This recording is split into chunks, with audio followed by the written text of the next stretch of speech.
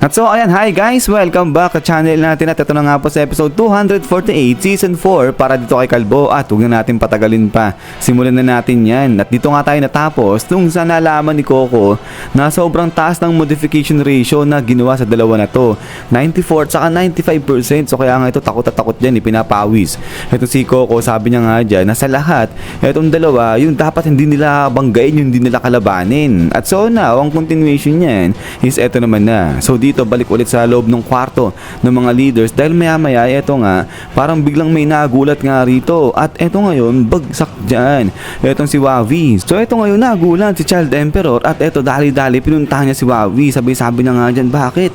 Ano nangyari? Bakit bigla na lang nagkaganyan etong si Wavi? May problema ba siya? May nararamdaman siyang kung ano? At eto nga ngayon tingin-tingin si Child Emperor sa paligid niya, sabi niya nga dyan, Makoy, kailangan natin ng medic dito madali, sabi niyang ganyan. Pero eto maya ay nagsalita na. Itong si Wavi, sabi niya nga dyan kay Child Emperor na salamat sa pag-aalala niya pero okay naman daw itong si Wavi. At ito ngayon salita si Wavi, sabi niya nga kasi dyan yung server dito at saka yung kanyang utak ay magkakonekta yan at ginawa yan sa surgery. So ngayon nararamdaman niya na parang may nag-i-sneak in dun sa server, may nag-i-investigate ganyan, may nag-go deep sa kanilang server dyan. So kaya ayan, parang naloloaded na yata itong utak ni Wavi kaya medyo bumibigay na yung kanyang katawan. Kasi di ba ginawa ng cyborg Itong si Wavi, 71% yung body modification na ginawa sa kanya. So kaya nga ito, biglang nag-alala itong si Child Emperor kasi lately siya yung parang nag-go deep at saka nag-i-sneak in dyan sa server ng Neo Organization. Hinahack niya, di ba? At ito nga ngayon, talagang tingin-tingin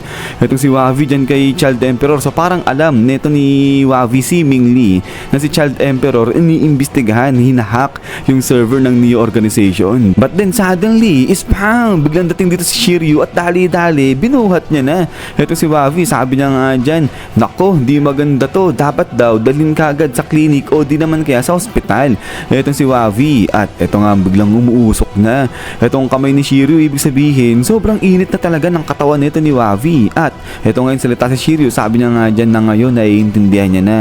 Sobrang taas daw pala ng lagnat nito ni Wavi tapos, ini-injure lang ni Wavi yan. So grabe daw itong ginagawa ni Wavi dyan. Pero yung salita si Wavi, sabi niya nga dyan na hindi, mali daw itong iniisip ni Shiryu kung ano yung iniisip niya, sabi niya ganyan. Pero ito nga, dali-dali takbo itong si Shiryu, sabi niya hindi, dadali niya na nga raw sa clinic kaagad-agad itong si Wavi. Pero yun, si Wavi nagpupumiglas pa rin, sabi niya nga dyan na ibaba siya ni Shiryu. Pero dito sa kabilang banda ay parang na-relief itong si Child Emperor, sabi niya nga dyan, munti ka na yun, nailigtas siya daw nito ni Shiryu, sabi niya ganyan. So kasi nga muntik na siyang mahuli ni Wavi na siya yung nag-hack dun nga sa server ng Neo Organization. Pero ito maya biglang bumalik ito si Shiryu, sabi niya nga dyan, teka lang, saan nga ba yung clinic? Sabi niya ganyan. So yun, alis walang alam ito si Shiryu. Kaya nga ito, medyo parang pinawis ng konti lang.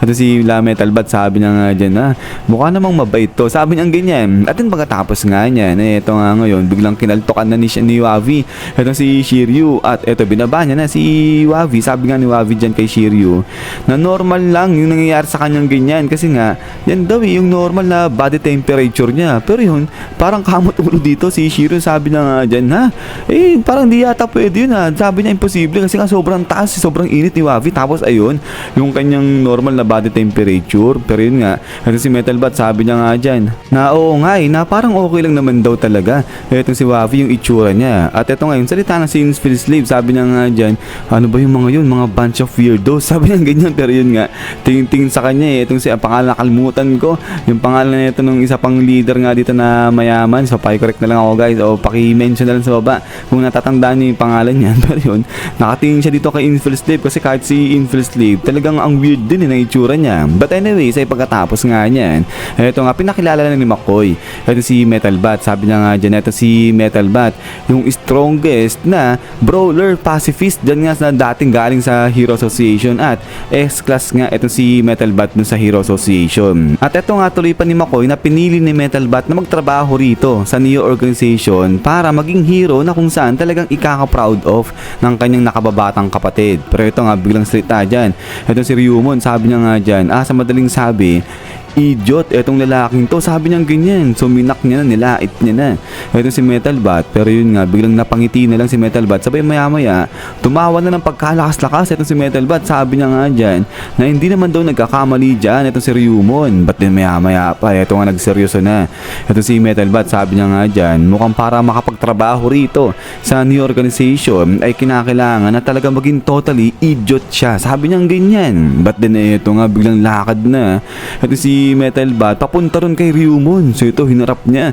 etong si Ryumon, grabe sobrang lapit. At ito nga yung salita si Metal Bat, sabi niya nga dyan na mukhang makakasundo daw ni Metal Bat etong lalaking to. At ito parang biglang napaatras ng konti lang etong si Ryumon, parang di mo maintindihan yung naging reaction niya. At ayun nga labas dyan yung ugat sa may ulo niya. At ito di umiimik etong si Ryumon, so parang di mo alam kung natakot siya, na pressure o nainis dyan kay Metal Bat. So siguro naghalo-halo na. But then maya maya pa eto nga nag clear throat na etong si McCoy para awatin etong dalawa. Sabay maya maya ayun nga biglang may tinuro na etong si McCoy. At ayun yung lalaki nakaupo tinuro niya. At so eto ngayon sabi nga ni McCoy na lastly yung binatang nakaupo dun sa pinakalikuran, siya yung naglatag ng foundation ng new organization. So kaya nga ito lahat lingunan sa kanya kasi parang siya yung founder ng Neo Heroes. At ito tuloy nga ni McCoy na balang araw siya yung magiging simbolo ng panibagong era ng mga heroes. At so eto sabi pa nga ni McCoy na siya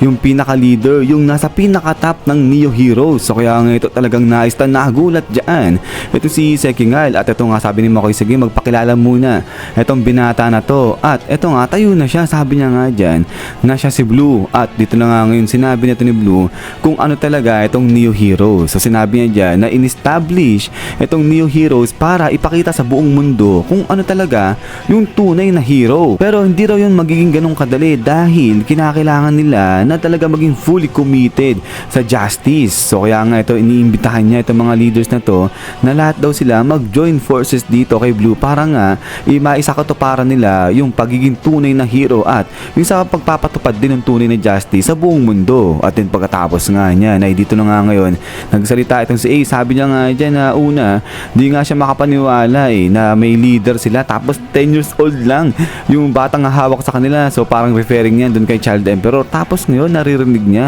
na isang 16 years old lang na bata, ayan yung parang pinaka-leader na yung nasa pinaka-top pa ng Neo Organization. So kumbaga siya yung founder nga ng Neo Organization. So kaya ayan talagang di makapaniwala itong si A sa mga naririnig niyang araw. Pero initial reaction nga lang daw yun ni A kasi ngayon tanggap niya na itong si Blue siya talaga yung nasa pinaka-top management. At eto salita yung mayaman, sabi niya nga dyan, oo kasi after all special yung binata na yan. So ito ngayon ay parang nagtaka si Sekingal, sabi niya nga dyan, teka lang, special bakit? At dito na nga sinabi dahil etong si Blue anak pala yan ni Blast. So ayun, ibig sabihin kinakalaban si Blast ng sarili niyang anak. So bakit kaya parang nagre-rebelde dyan etong si Blue? At pagkatapos nga niyan is yan guys, so hanggang dito lang ito si episode 248 natin. So yun, so pasensya na guys, ngayon lang tayo ulit nakapaglapag dito kay Saitama. At ayun, ay pasensya na ulit dahil mag-iisang lapag lang muna tayo guys. So bukas na po ako ulit babawi sa inyo ng 2 episode. Tapos yun, tuloy-tuloy ulit tayo ng 2 episode sa mga susunod na araw. Sino naman so ulit ay maraming salamat guys sa walang sabog support sa channel natin. So lagi mag-ingat. God bless niyo lahat at kita-kits tayo ulit.